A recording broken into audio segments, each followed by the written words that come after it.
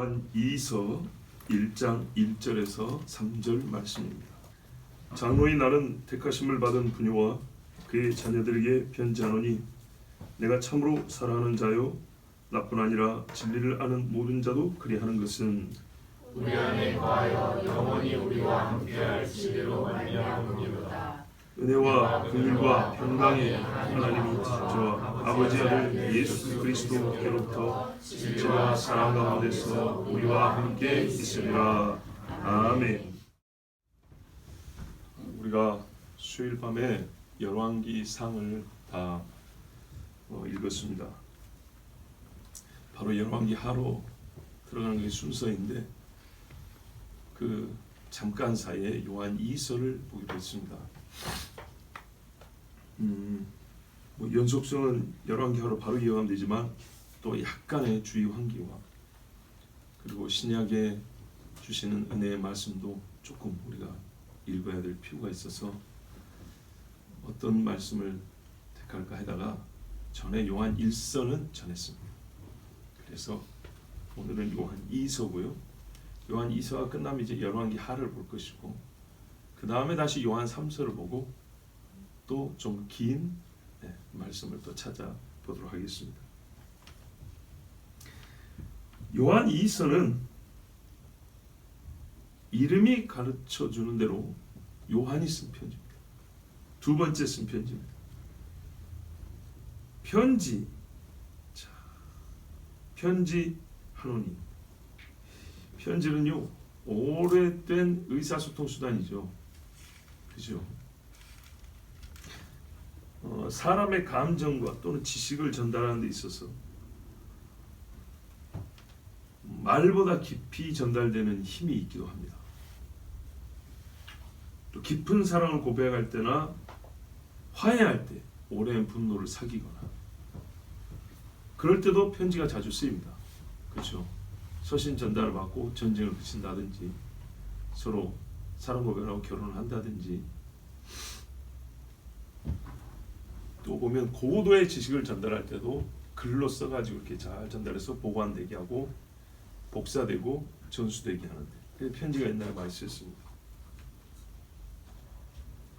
물론 원거리에 있는 사람들 사이에 말을 할 방법이 편지밖에 없기도 하지만 어쨌든 편지가 이렇게 사람 속의 것을 깊이 진지하게 진실하게 전달한다는 것은 지금도 손으로 쓴 편지를 받아보면 알지만 분명한 사실입니다. 딱 한마디로 말하면 인간미가 있는 의사전달 방법입니다. 사람이 사람에게 기계가 아닌 그런 느낌을 주는 아주 훌륭한 의사전달 수단입니다. 이 편지를 누가 썼냐 했더니 장로가 썼다고 그랬습니다. 그러니까 어른이 쓴 겁니다. 존경받는 사람이 써가지고 아랫사람이나 나를 존경하는 그 사람에게 편지를 준 겁니다. 그러면 여러분 받는 입장에서는 훨씬 더 그 의미를 깊이 받아들일 것이고 감사하고 감동하지 않겠습니까? 아랫사람이 써 올려주는 편지를 읽어도 감동이 되는데 나보다 위에 사람이 편지를 써준다 할 때 얼마나 그 감동이 크고 오래 가겠습니까? 저 역시도 지금 생각나는 게 있는데 두 번째 사역한 교회에서 사역을 마치고 세 번째 교회로 옮겨갈 때 그 교회 선임 장로님이 편지를 써줬어요. 그분이 아파트 수인가 하고 있었거든요. 연세가 많아가지고. 근데 그 편지에 또 5만 원을 넣고 줬어요. 굉장히 은혜가 크죠. 그리고 세 번째 교회에서 우리 교회 올 때도 그러니까 어떤 나이가 좀 많은 여자 집사님이 편지를 써줬어요. 기억이 납니다. 물론 그분은 타이핑을 했죠. 그렇지만은 그 예쁜 편지지에 써갖고 주셨던 것이 기억이 납니다. 저보다 나이가 많은 분들이죠. 그런데 그분들이 쓴 편지는 젊은 사람들과 청년들이 쓴 편지와는 또 다른 그런 감동이 있었습니다. 편지의 성질, 편지라는 글이 갖고 있는 성질이 있고요. 또 글 쓴 사람의 인격으로 말미암아 어른이 아랫사람 젊은 사람에게 쓴 편지는 그렇게 큰 의미가 있고 감동을 주는 법입니다. 그러면 여기 장로는 누군가요? 요한입니다. 가장 오래 산 사도이고 최후까지 교회를 돌보며 진짜 아버지처럼 교회를 양육하고 보듬었던 사람 요한입니다. 오래전 우리 믿음의 신앙인들이 요한이라는 것을 확신했기 때문에 요한 1서, 2서, 3서 이렇게 이름을 붙인 겁니다. 여기에 대해서 쓸데없이 또 다른 누구일 것이다 이런 말들은 진짜 학문적인 유희에 불과하지 우리에게 아무런 유익도 없고 다른 증거도 없습니다. 요한이 쓴 겁니다. 왜 사도라고 하지 않고 본인을 장로라고 불렀을까요? 사도직의 역할이 이제 끝났냐? 아닙니다. 그건 아닌데요. 요한은 사도에 이었지만 이제 동시에 교회의 장로로 사역하고 있기 때문입니다. 그리스도의 복음을 전하고 교회를 세우는 일 외에 이제 세워진 교회를 계속 훈육하고 돌보고 또 뭐랄까요? 조직을 세우고 감독하고 공동체를 지키고 영혼을 돌보는 때로는 판단하여 책벌하는 이 모든 일을 종합적으로 볼 때 사도보다는 장로의 직이 폭이 좀 넓습니다. 그래서 장로라 이렇게 불렀던 걸 봅니다. 예전부터 히브리 뭡니까는 공동체 조직에 백성의 장로 이렇게 돼 있지 않습니까? 그러니까 기능적인 것도 있지만은 관계적인 면에서 장로하면 아버지 느낌 든단 말이죠. 그렇게 사도직을 감당했기 때문에 장로를 했을 것이고 또한 사도행전을 보면 이미 교회 장로가 여럿 있습니다. 바울은 제자인 디모데나 디도에게 교회를 세운 다음에 장로를 세우고 이렇게 또 명을 했습니다. 그때 이미 여러 장로님들이 있었단 말이죠. 즉 그 중에 하나로서 이제는 뭐랄까요? 자기가 특별한 사도의 직을 갖고 있지만 이 여러 다른 장로와 동등하게 자기 자신을 높이지 아니하고 함께하여 교회를 이끄는 사람으로서 그렇게 지칭하는 것이라고 봅니다. 이거는 자기 사역이 폭넓은 뿐 아니라 자기를 낮추어 겸손하게 하는 아버지로서의 마음을 가진 그런 표현이라고 봅니다. 누구에게 편지했냐 했더니 택함 받은 부녀와 그의 자녀들을 그랬습니다. 또 우리 유식한 분들은 이 부녀가 교회 아니겠냐, 자녀는 교회 성도 아니겠냐 이렇게 막 학문적 나래를 펼쳐서 멀리 날아가는데 본문에 그런 근거가 없습니다. 그냥 있는 대로 읽습니다. 단순하게 보면 될 것을 이게 무슨 암호처럼 그렇게 보니까 문제가 되는 겁니다. 사실 요한계시록도 여러분 단순하게 보면 됩니다. 근데 단순하게 보자니 믿기가 힘든 거예요. 그러니까는 너무 신비하게 암호를 부여한 다음에 그걸 풀어 제끼는데 그러지 말고 그대로 보면 됩니다. 그대로. 근데 보세요. 그대로 일어나잖아요. 그대로 일어나되 우리 눈에 안 보이는 데서부터 시작하여 보이는 대로 나타나는 겁니다. 이 안 보이는 부분이 있다는 것. 근데 그걸 하나님께서는 너희가 안 보이지만은 안 보이는 데서 이런 일이 일어났다고 가르쳐주시니까 그대로 믿으면 됩니다. 그 안 보이는 것을 더욱 신비하게 풀려가다 보면 진짜 이상한 데로 빠지는 겁니다. 자, 여러분 개인에게 편지를 쓰는 게 뭐가 이상합니까? 바울이 디모데 전후서를 보세요. 디도서를 보세요. 빌레몬서를 보세요. 개인한테 썼죠. 갈라디아, 고린도, 에베소, 교회도 쓰지만 개인에게도 편지를 씁니다. 뭐가 이상합니까? 개인한테 편지를 쓴 겁니다. 그럼 부녀는 누구냐? 원어에 따르면 그냥 여자가 아니고요. 우리가 좀 아는 나이가 좀 있는 부인, 그리고 그 어감을 좀 쓰자면 귀부인. 그러니까 정확하진 않지만 이해를 돕기 위해서 말하자면 귀족 집안의 여인이라고 그렇게 한번 보면 되겠습니다. 이 말은 신분 차별을 했다는 뜻이 아닙니다. 오히려 역으로 생각이 됩니다. 여러분 실제에 있어서요. 실제 보세요. 귀부인이 예수 믿는 경우가 많습니까? 아니죠. 실제로 그렇습니다. 오죽했으면 밖에 사람들이 교인들을 보고 저 사람들은 무식하고 가난하고 사회적 신분이 낮은 사람들이 모여서 그러니까 막 이상한 말 방언도 하고 막 이렇게 얘기를 합니다.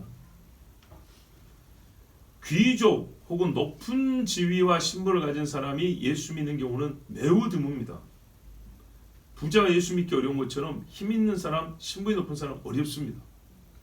그래서 여러분, 오히려 이 사람들은 교회 공동체에서 잘 어울리기 어렵습니다. 그러지 않겠습니까? 자, 우리 실제로 생각, 여기 장관 부인이 다닌다고 생각해보세요.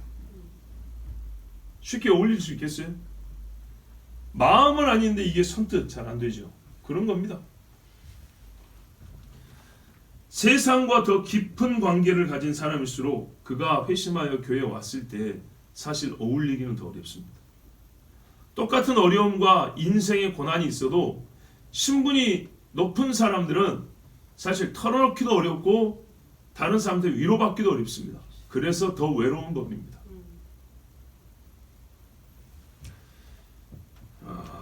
귀부인이 예수를 믿고 그의 자녀들이 다 그 아래서 신앙을 가지고 자란다는 것은 정말 희귀한 일이고 그래서 희자 빼면 귀한 일입니다. 너무나 드무니까. 그러므로 이 여인과 이 여인의 가족은 사실은요 더 많이 사랑받아야 되고요 더 많은 위로가 필요한 사람들입니다. 교회 예배 맞춰가면 그 세계에서 살아야 돼요. 그 세계에 있는 사람들 다 예수 안 믿는 사람들 대부분이에요. 자기들의 힘과 권력 얘기하면 대화의 차원이 달라요. 네. 어중간히 부자 말고 진짜 재벌들은 다르다잖아요. 완전 다른 세상에 사는 것 같다 그러잖아요. 지식이 이만큼 있는 사람들, 힘이 이렇게 있는 사람들 모인데 우리가 얼씬도 못하지만 그거 하면 무슨 말인지 알아듣기도 어렵고 완전히 다른 세상 말하고 살아요. 다른 세계에서. 근데 거기서 예수 믿기 때문에 혼자 그 사람들과 구별돼야 돼요. 쉽겠습니까? 일가 친척을 만나도 전부 다 제사하는 데서 나 혼자 예수 믿다고 제사 안 하면 그거 견디기 쉽습니까? 그런데 제사하는 날만 그런 게 일상의 삶이 그래요. 무슨 공작, 남작, 후작 뭐 이런 사람들하고 산다고 생각을 해보세요. 물론 이거는 뭐 당시 로마 배경은 아니지만 말하자면 말이죠. 자, 그래서 사도는요, 여러분 교인들 중에 이런 사람이 있다면 그래요. 노숙자 교인이 있다면 이 사람한테도 위로해야 되지만요. 장관 부인이 특별히 과부인도 혼자 신앙생활 한다면 장관 부인이라서 그 신분 때문이 아니라 그래서 더욱 어려운 지경에 우리가 헤아려 본다면 이 땅을 헤아려 본다면 위로가 필요하다는 얘기입니다. 그 자녀들이 예수를 믿고 그 세계에서 신앙을 지킨다는 것은 아주 어려운 일이기 때문에 그 자녀들 역시 사도로부터 장로로부터 위로와 격려가 필요한 법입니다. 우리가 그렇게 보면 이해가 될 것을 우리는 왜 항상 위로는 소위 낮은 사람, 없는 사람, 아픈 사람만 필요하다고 생각할까요? 그래서 사람의 생각이 하나님의 생각에 이르지 못한다는 겁니다. 하나님은 분명했어요. 부한 자나 가난한 자나 자유인이나 노예나 남자나 여자나 차별이 없다 그러는데 이거를 복음을 받을 때만 생각을 한다고요. 하나님의 사랑이 함께 퍼쳐나가고 우리가 공동체에서 서로 사랑하고 격려한다는 이게 똑같다는 걸 그 참 생각을 못한다고요. 내려가는 건 쉽죠. 올라가는 게 어려운 것처럼 사실은 올려보내는 위로도 필요한 겁니다. 자, 더욱이 이 여인은요, 아까 말씀드렸죠, 과부일 가능성이 큽니다. 왜냐하면 그녀와 그녀의 자녀들 이렇게 돼 있어요. 부인과 그의 자녀들. 과부가 아니라면 남편은 예수 안 믿는 사람일 것이고, 이렇든 저렇든 참 위로가 필요한 여인이죠. 그렇죠? 이래서요 진짜 차별 없음이 무엇인지 보여준 거예요. 이 편지 보고 말았어. 자, 그렇다면 이 편지를 받았을 때요 여인과 그의 자녀들은 실제로 사도 요한의 편지를 잊을 수 없겠죠. 그 위로가 컸을 것이고요. 교회에서는 말하기도 어려운 그런 아픔과 곤란함들을 가지고 있는데 이 사도의 편지로 말미암아 자기들의 사는 세계 안에서 믿음을 지키는데 많은 도움을 받았을 겁니다. 내가 참으로 사랑하는 자요, 사도 요한이 이렇게 말해요. 사랑한다고. 나뿐 아니라 진리를 아는 모든 자도 그리한다. 사랑한다고. 여러분 이 표현을 한번 다시 제가 읽어볼게요. 내가 참으로 사랑하는 자요 나뿐 아니라 진리를 아는 모든 자도 그리하는 것은. 다른 번에 보면 내가 진리 안에서 그들을 사랑하노라. 그리고 나뿐만 아니라 진리를 아는 모든 자들도 그들을 사랑하노니. 이렇게 돼 있어요. 여러분 말 안에 사랑한다고 돼 있지만 사랑한다는 그 말 자체 표현이 참 아름답지 않습니까? 그죠? 보세요. 내가 참으로 사랑하는 자요 나뿐 아니라 진리를 아는 모든 자도 그리하는 것은. 사랑을 전달함과 동시에 사랑의 표현이 이렇게 사랑스러워한다는 것도 가르쳐줍니다. 그렇죠? 부모가 자녀들을 사랑할 때 얼마나 사랑스럽게 그 사랑을 표현합니까? 그죠? 부부 안에도 그래서 표현하다 애칭이 있어요. 그렇죠? 없습니까? 없으면 없는 것이고. 자, 여러분 사랑은요, 사랑의 내용은 사랑의 모양에 아름답게 그 마음을 표현할 수 있는 외형을 갖추고 표현되면 참 좋습니다. 다른 사람의 신앙을 높여주고 사랑하는 태도 얼마나 아름다운 거 보세요. 이 지금 요한이 나이가 몇 살입니까? 노인입니다. 우리가 나이가 들면 모든 게 무뎌진다 그러는데 그렇지 않습니다. 그건 세상에서 하는 말입니다. 무디지 않습니다. 이 부녀와 그 자녀들에 대한 신앙을 인정하잖아요. 높여줍니다. 그것을 어느 정도로 표현하나? 내가 참 사랑한다. 내가 참으로 사랑한다. 이렇게 표현합니다. 예수님이 제자들에게 하는 표현을 떠올리게 하지 않습니까? 진리를 아는 사람들은요 함께 진리를 가진 자들을 사랑해야 합니다. 보세요. 나뿐 아니라 진리를 아는 모든 자도 그리한다 그랬어요. 사랑은 항상 있을 것이라고 그랬죠. 진리를 아는 자는 사랑할 줄도 알아야 됩니다. 그래서 이 사랑을 전달할 때 어떻게 해요? 사랑이 전달되니까 그 마음이 기쁨이 있겠죠. 이게 이름하여 모든 일에 교회의 덕을 위하여 한다는 말에 포함됩니다. 우리 안에 거하여 영원히 2절입니다. 우리와 함께할 진리로 말미암음이로다. 자, 우리 안에 거하여 있고 잠시간 영원히 우리와 함께할 진리로 말미암아 사랑한다.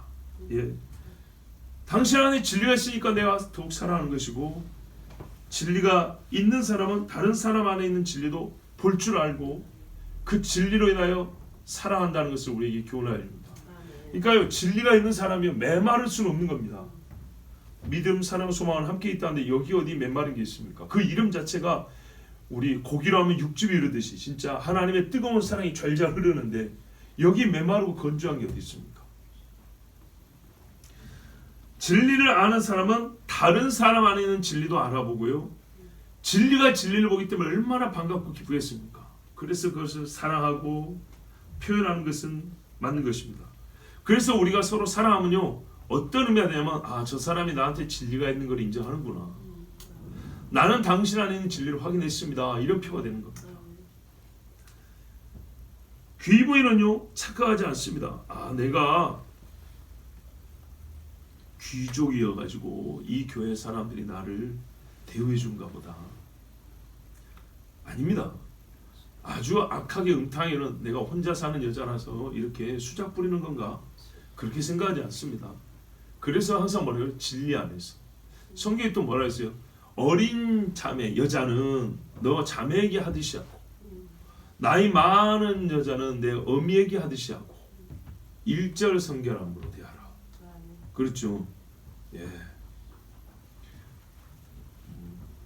항상 잘했다는 건 아니지만 제 나름대로 자부심이 있습니다.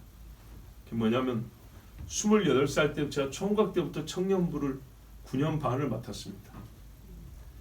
교회에 하나의 소문이 난 적이 없습니다. 한 번도.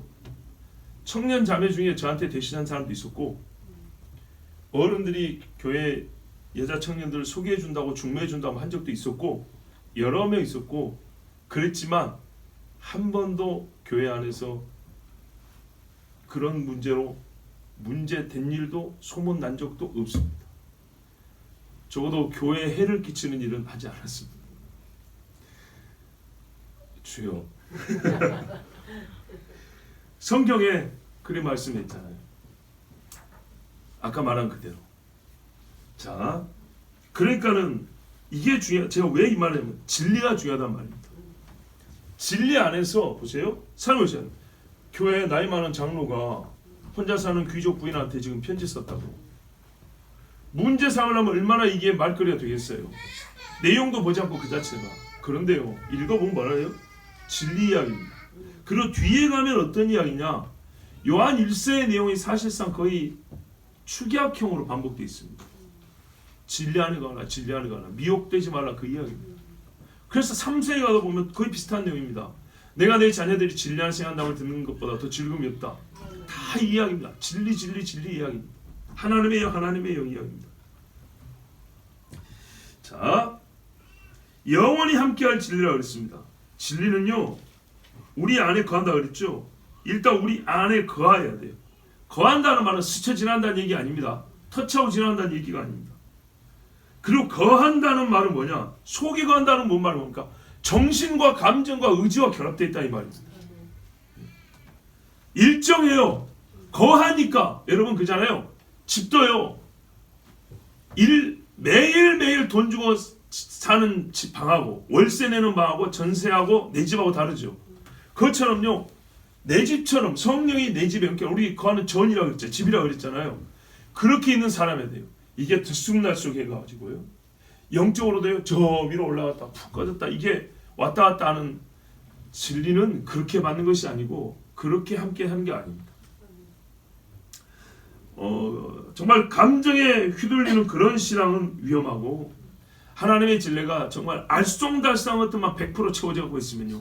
하나도 확실한 것이 없으면 이 사람의 신앙은 다른 사람을 굉장히 해칠 가능성이 큽니다. 거하는 진리를 갖고 있어요. 내 집처럼 진리가 그 안에 들어있는 그런 신앙이에요. 그런데 이 진리가 어쩌냐? 영원하다 그랬어요. 이런 모습을 볼 때 그렇게 진리를 가지고 있는 사람은 더 사랑스럽고 그의 그 안정된 영혼을 더 보호하고 싶은 마음이 드는 거예요. 자, 아마도 이 부녀는 신분이 높기 때문에 더 어려운 상황들이 있었을 겁니다. 성경 보면 헤롯의 청지 구사의 아내 쉽지 않았겠죠. 네. 가이사 집 사람 중에 어떤 여인들이 또 예수 믿었다 이렇게 돼 있어요. 쉽지 않았겠죠. 그러니까 얼마나 진리를 확실히 붙들어야 되겠어요. 근데 그 붙은 모습이 얼마나 아름답고 정말 격려하고 싶은 마음을 불러일으켰겠어요.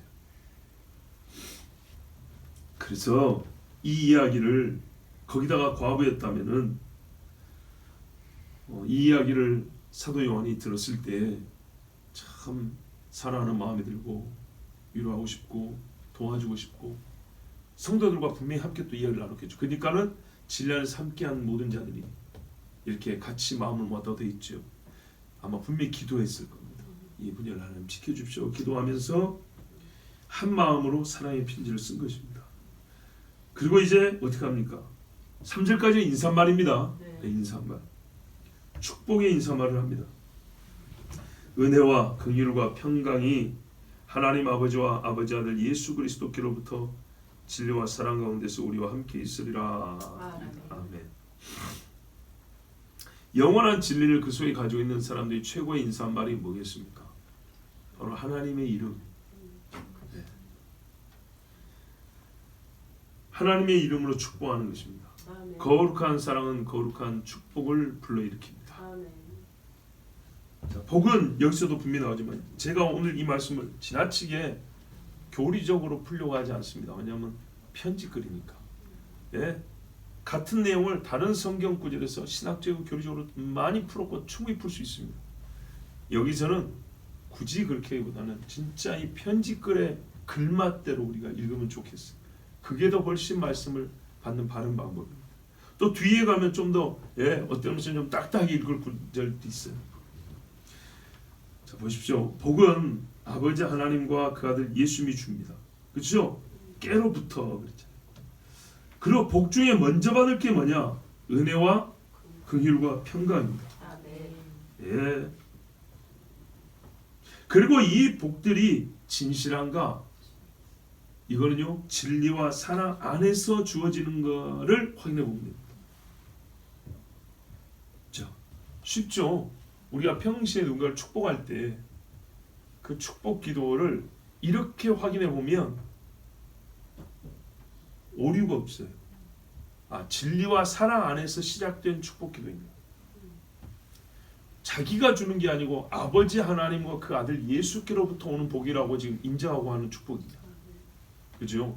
그 내용이 첫째로 하나님의 은혜와 긍휼과 평강을 구하는 것이다. 여기서부터 시작되지 않고 이렇게 인정이 되지 않으면 문제가 많습니다. 앞이 없이 갑자기 뭐뭐 할지어다가 나오면 곤란해지는 겁니다. 물론 서로 생활한 기간이 많으면 어제 했으니까 오늘 그 다음으로 갈 수도 있지만 난데없이 처음 만난 사람인데 갑자기 너무 이렇게 막 거한 것들을 얘기하면 곤란합니다. 가끔 조금 위험하다 하는 경우들을 듣는 때가 있습니다. 자, 기본적으로 확인하셔야 됩니다. 기본적으로 성경에 생명이 원천이 주께 있나다 그랬어요. 그죠? 생명과 경건에 관한 모든 것이 주의 말씀이 있다 했어요. 여러분, 그걸 바로 은혜라고 합니다. 우리 인간에게 필요한 모든 것은 다 하나님이 거저 주시는 겁니다. 죄 용서와 정결케 되는 것은 아버지와 아들로부터 나옵니다. 그렇죠? 이 긍휼, 이 죄에 대한 용서, 불쌍히 여김을 말하거든요. 은혜는 좀 포괄적인 거고 여기서요. 긍휼이라는 것은 우리가 하나님 앞에 죄인으로 사는데 하나님께 가까이 갈 수 없음에도 불구하고 우리가 하나님의 식구 권속으로 살 수 있게 된 이 이야기를 하는 겁니다. 그 다음에 우리가 삶에서 필요한 게 뭡니까? 평강이죠. 평강. 하나님과 화해되었다. 평강의 하나님이 이렇게 축복할 때 많죠. 심령의 안정과 평온함, 하나님과의 화해, 죄의 제거, 여기서부터 얻는 것입니다. 그러니까 반드시 아들 예수님의 대속 죽음이 전제되어 있는 것들이죠. 자, 주의 진리를 계속 믿고 나가는 사람에는 이 은혜, 이 복이 계속 주어집니다. 우리가 평강이라는 게 올해만 주어지고 내년 없어야 되는 거냐? 그런 거 아니죠. 긍휼이 말입니다. 엊그저께만 필요하고 오늘은 우리에게 별로 필요 없냐? 그런 거 아니죠. 계속 있어야 될 것들이 계속 주어지면요, 진리 안에서 떠나지 말라는 거예요. 떠나지 말라. 하나님이 그러잖아요. 떠나지 말라고 제발. 주 안에서, 말씀 안에서, 계명 안에서, 죄법도와 규례 안에서 자꾸 이렇게 말한다고요. 이 안에 있으면 하나님이 계속 여기로부터 시작돼서 이 안에는 확인하고 하나님이 계속 우리에게 은혜와 긍휼과 평강을 주시는데, 다윗의 삶을 보면 알지 않습니까? 가장 분노가 일으켜지는 상황에서도, 낙심이 될 만한 상황에서도, 진리 안에서, 하나님의 계명 안에서, 의로움 안에서, 그때 하나님 어떻게 해요?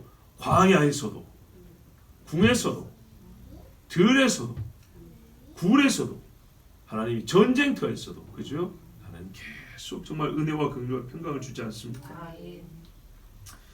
주의 진리를 계속 믿으면 이러한 복은 하나님이 정말 나를 사랑하는 자니, 나의 계명을 가지고 지키는 자는 나를 사랑하는 자니, 나를 사랑하는 자 내가 그를 더욱 사랑하여, 그죠? 내 아버지께 그를 보인다 하셨어요. 더욱 사랑하여 하나님의 사랑 안에 거하는 생활 처음 할 수 있습니다.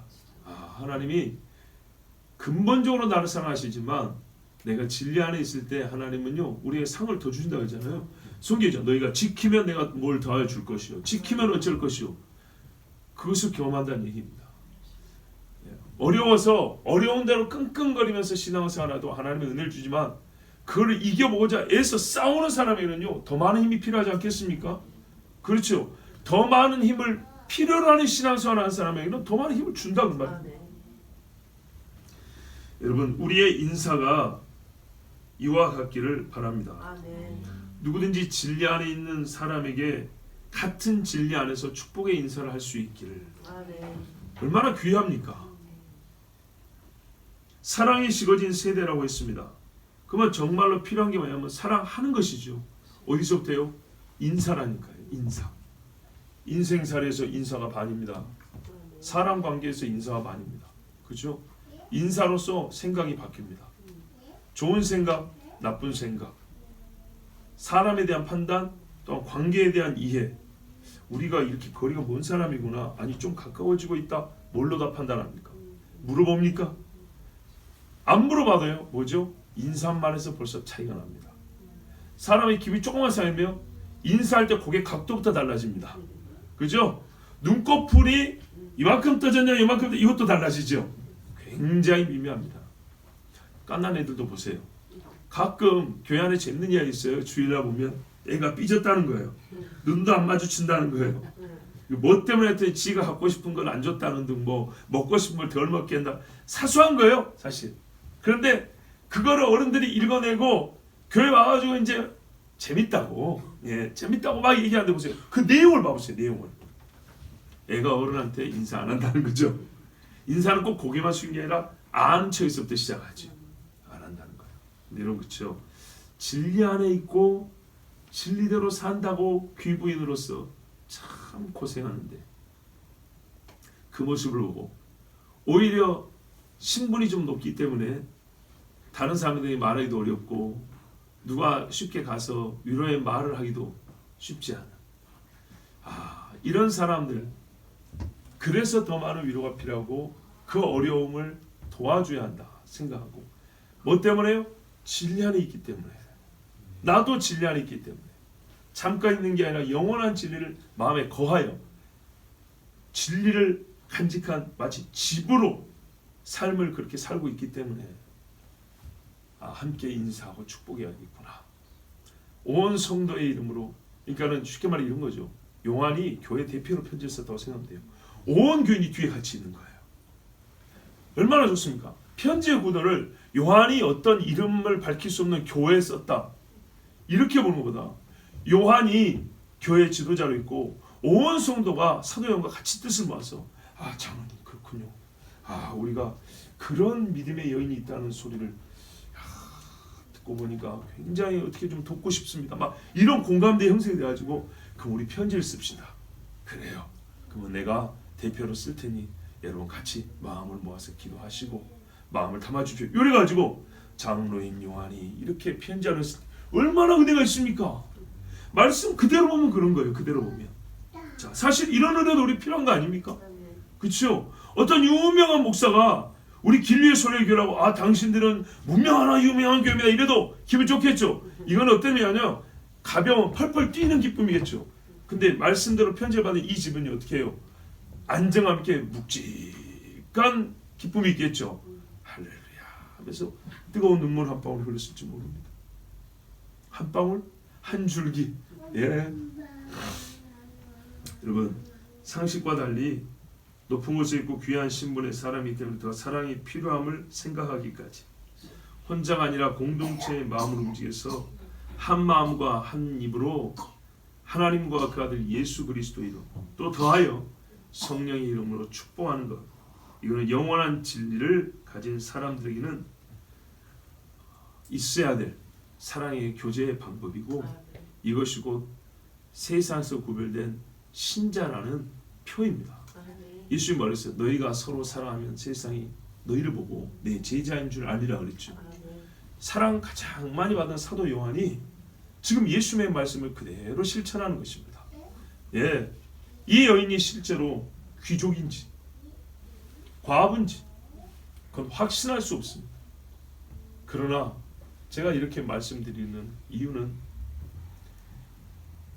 알 수 없는 여자라고 해서 분열을 교회로 바꾼 다음에 그렇게 메시지를 전하는 것보다는 말씀 그대로 받는 것이 더 낫기 때문에 그렇게 말씀드린 거고, 실제로 원어상은 그냥 여자라는 의미가 아니고 귀부인들을 가리켜 말할 때 쓰는 말을 썼기 때문에, 또 우리가 조금 거기서 상황을 좀 상상을 좀 더하자면 형편을 좀 헤아려 본다면 그 여인과 자녀들이 있기 때문에 남편이 믿지 않거나 아니면 과부인 경우에 이렇게 편지를 쓴단 말이죠 보통. 그러니까 그렇게 생각하면 훨씬 이 편지의 의미가 진리 안에 거하는 사람들이 사랑으로서 어떻게 교제하고 어떻게 주님께로부터 배운 사랑을 서로 나누는지, 사랑하는 공동체로 사랑하는 믿음의 식구들로 사는지에 대해서 귀한 모범이 되기 때문에 여러분에게 그렇게 상황을 설정하여 말씀을 전했습니다. 확실하게 말할 것은 교회 대표로 장로인 요한이 택하심을 받은 진리 안에 있는 부녀와 그의 자녀에게 진리 안에서 편지를 썼습니다. 여러분, 이와 같은 사랑이 우리에게도 있기를 바라고 마지막까지 우리에게도 영원히 거하는 진리가 함께 있어서 서로 안에 편지와 같은 그런 사랑의 교제가 우리에게 충만하길 바랍니다. 기도하겠습니다. 하나님 아버지, 오늘 우리가 열왕기상을 끝내고 요한 2서를 봅니다. 사도 요한이 사랑하는 자, 택함 받은 자, 진리 안에 있는 자, 오 주여, 부녀와 그의 자녀들에게 편지하였습니다. 이 인사말만 보아도 정말 이 시대에 우리가 많이 부족한 것이 무엇인가를 알 수 있고, 신앙의 공동체에서 우리가 갖춰야 될 더 아름다운 요소, 집을 잘 만들어놨는데, 튼튼하게 만들어놨는데 아름다운 인테리어가 필요한데 그것이 무엇인가 할 때 오늘 이 요한 2서에서 보는 듯합니다. 하나님 보여주시옵소서. 꽃대가 쭉 크면 뭐합니까? 주님, 꽃이 이제 잎이 나고 향기가 나야죠. 마치 잎이 나고 향기가 나는 것 같습니다. 꽃잎이 건강한 것뿐만 아니라 꽃잎이 참 아름답다, 그 문양이 아름답다는 것과 같습니다. 글로서 그림을 그려준 것 같습니다.